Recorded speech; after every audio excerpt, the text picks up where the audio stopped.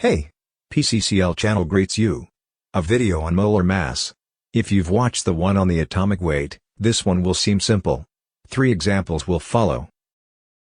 The first, carbon combustion. C plus O2 yields CO2. There are 2 actors, carbon, with mass number 12. Oxygen 16. At the atomic scale, I understand that a carbon atom and an oxygen gas molecule disappear to give a carbon dioxide molecule.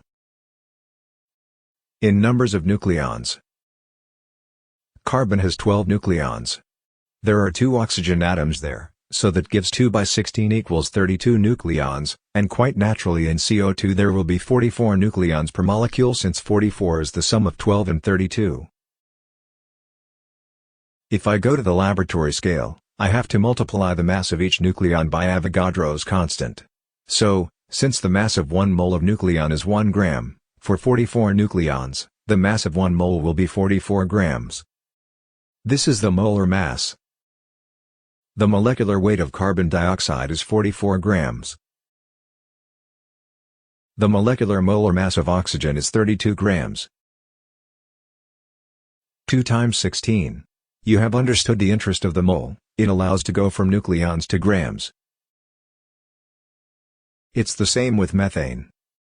If the hydrogen has only 1 nucleon, CH4, the methane will therefore have 12 nucleons of carbon and 4 times 1, this gives 16 nucleons, which would make the mass of 1 mole equal to 16 grams. If I consider that each nucleon, in mole, has a mass of 1 gram, whether it is a proton or a neutron, here I find the molecular weight of carbon dioxide. There are coefficients involved. Until then, all is well. The atomic weight of oxygen, carbon and hydrogen, is equal to the mass number, in grams. It matches. And there, it's the disaster. It's the disaster because not all molar masses are whole numbers. Because of the presence of isotopes. I will give you an example with isotopes. It is the combustion of magnesium and oxygen. The majority of magnesium is magnesium-24. It is the most abundant. Remember, we write 24 in atomic mass. Except that magnesium-25 exists in natural magnesium up to 10% and magnesium-26, the isotope 26 of magnesium, up to 11%. So, it is not negligible. So the molar mass of magnesium, also called atomic weight, is 24.3 grams. So what I wrote here, I will not keep for long. It's wrong. This is wrong. I must not write here that 24 grams corresponds to 32 grams. So I'm going to get rid of, and forever, and whatever the chemical reaction, the atomic scale which not only clutters me, but it will make me wrong. I will be satisfied with the laboratory scale, with what is measurable on a balance. And here I keep only the idea of mole. And I'm saying 2 moles of magnesium atoms react with 1 mole of oxygen. And 2 moles of magnesium oxide MgO appear. With the corresponding molar masses.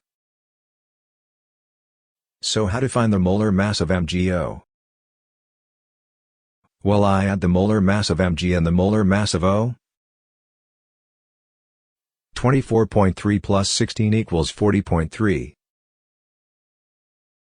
O2 is 2O, this gives 32 grams. This is the molar mass of oxygen gas. It will be written like this, capital M for molar mass. I added, to be a little more rigorous, the states of matter.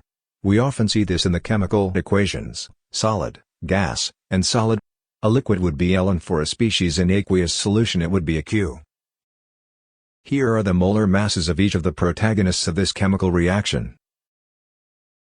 Here you have the proportions. It is an ideal situation. We say that 2 moles react with 1 mole. If we put 2 moles together with 1 mole, it would suffice to apply proportionality, and if we were at 2 to 1, we would be 0.02 to 0.01. We would apply proportionality and we would do our chemistry exercises like that. Except that you will often need the ice chart, ice table. In the meantime, note this.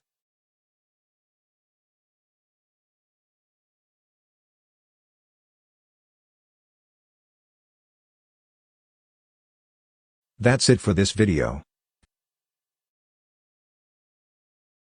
Thank you.